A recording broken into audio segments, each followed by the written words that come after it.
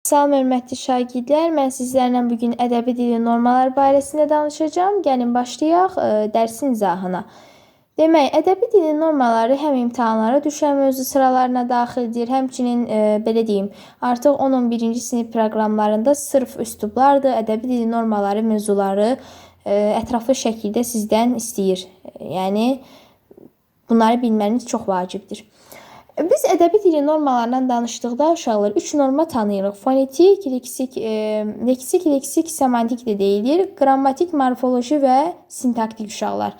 Deməli biz ədəbi dildə danışdıqda uşaqlar mükəmməl sabit bir dil olmalıdır.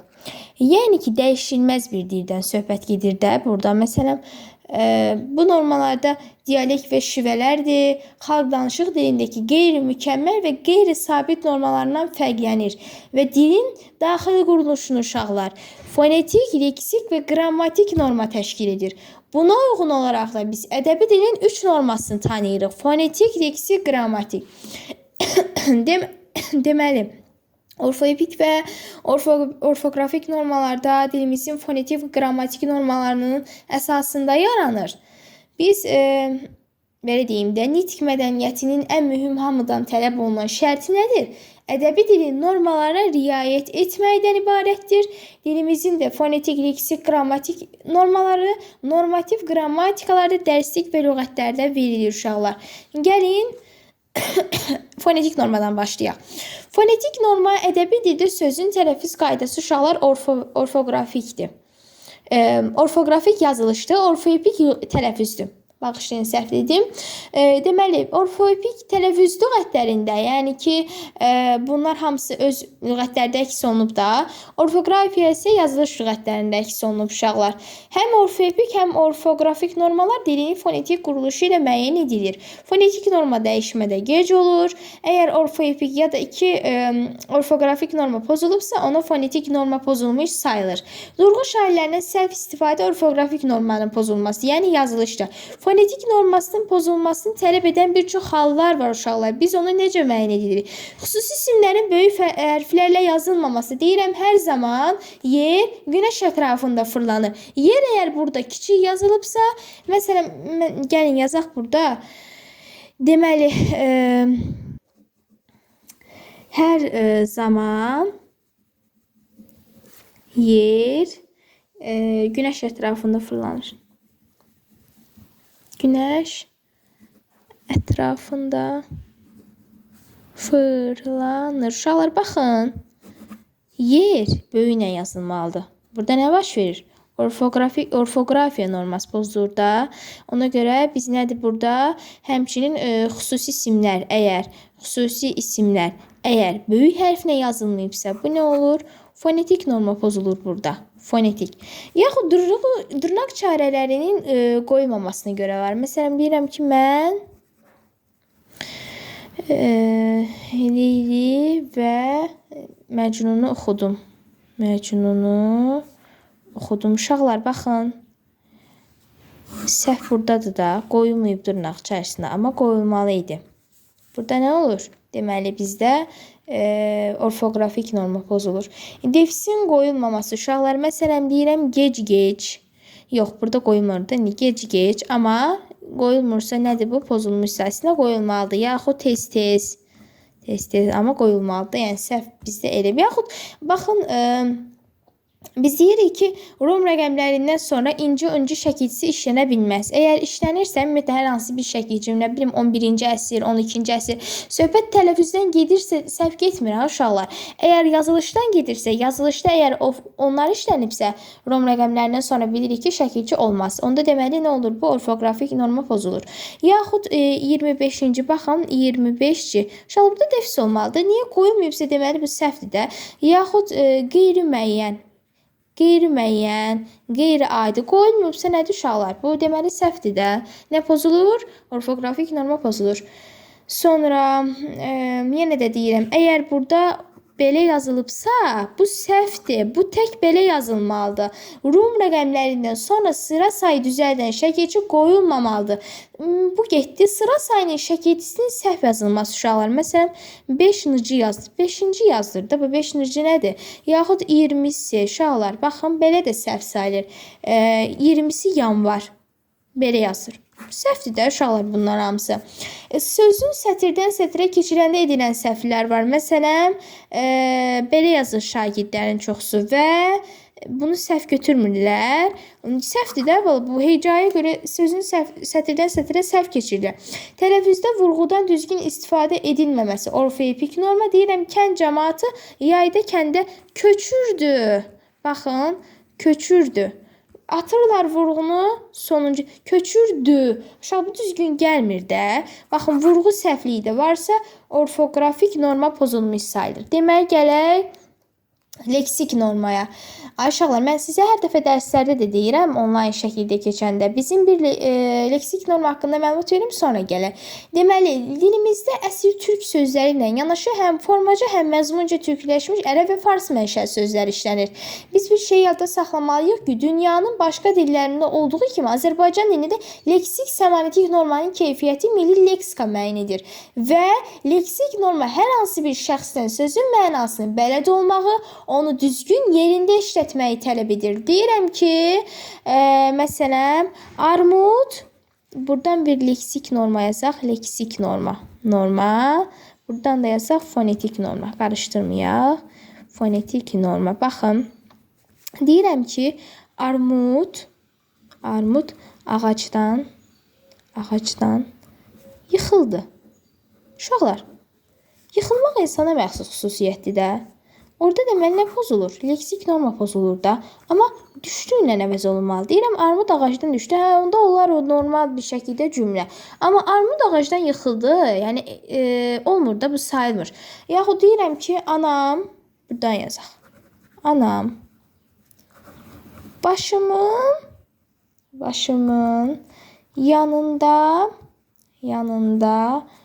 dua edirdi.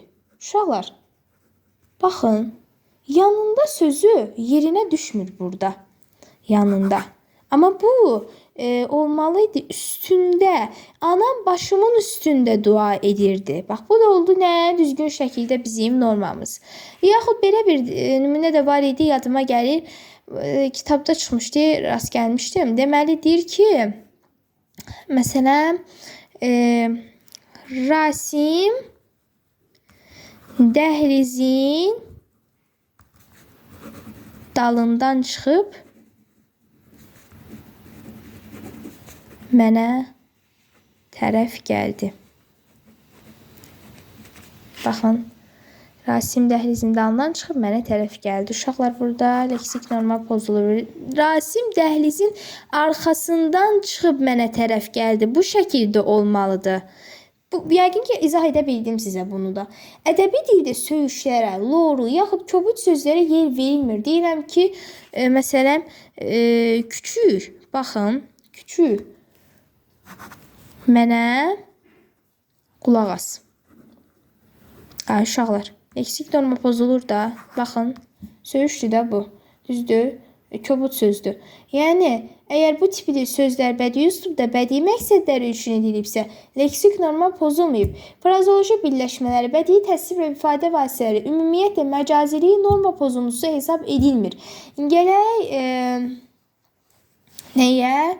Biz deməli, leksik norma funksional üslublara görə də fərqlənir. Məsələn, bədii üslubda obrazlı sözlər, ifadələr geniş işləndiyi halda elmi üslub üçün bu xarakterik deyil. Elmi üslubda terminlər üstünlüyü təşkil edir.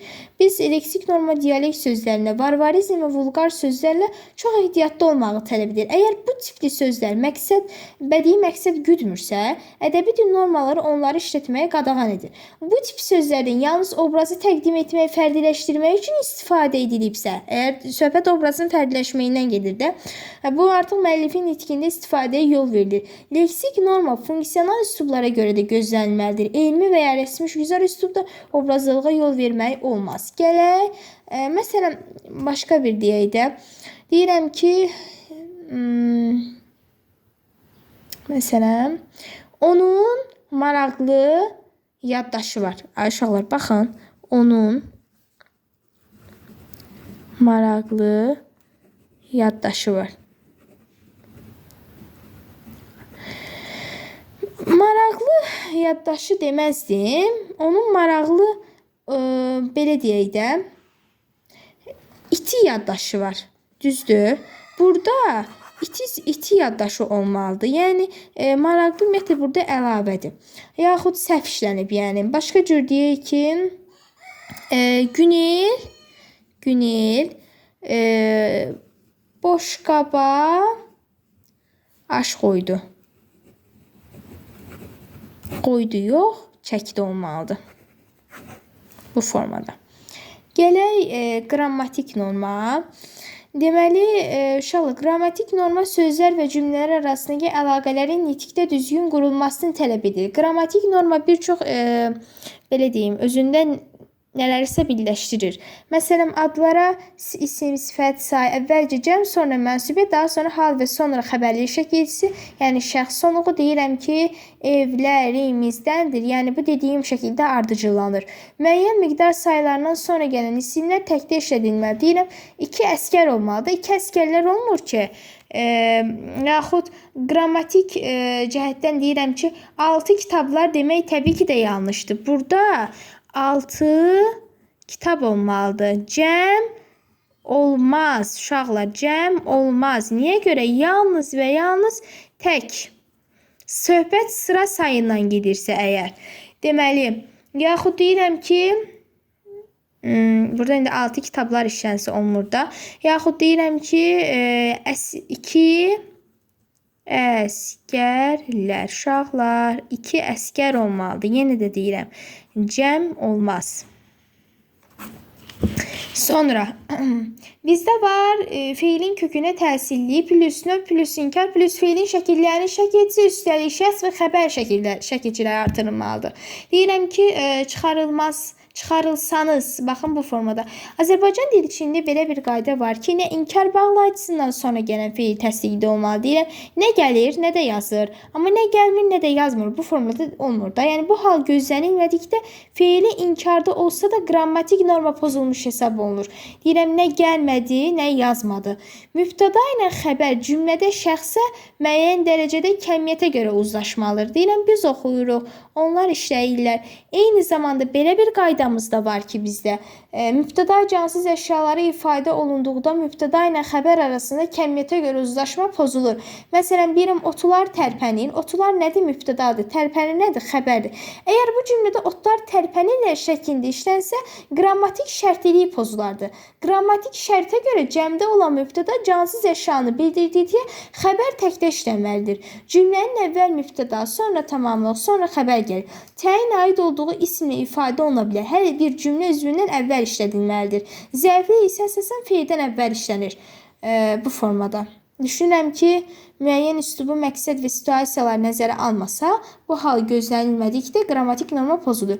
Bədii əsərlərdə, xüsusən şeirlərdə cümlə üzvlərinin sırasının pozulması qrammatik norma hesab olunur. Deyirəm ki, məsələn, doymayır, ayrılmayır, bir an Xəzərdən gözlərim, zillənir yelkənlərə, hər gün səhərdən gözlərim. Baxın, uşaqlar, burada da baş verir. Yəni, qrammatik norma. Sağ olun, düşünürəm ki, dərs sizə aydın oldu. Sualınız olsa, rəy bölməsinə yazarsınız.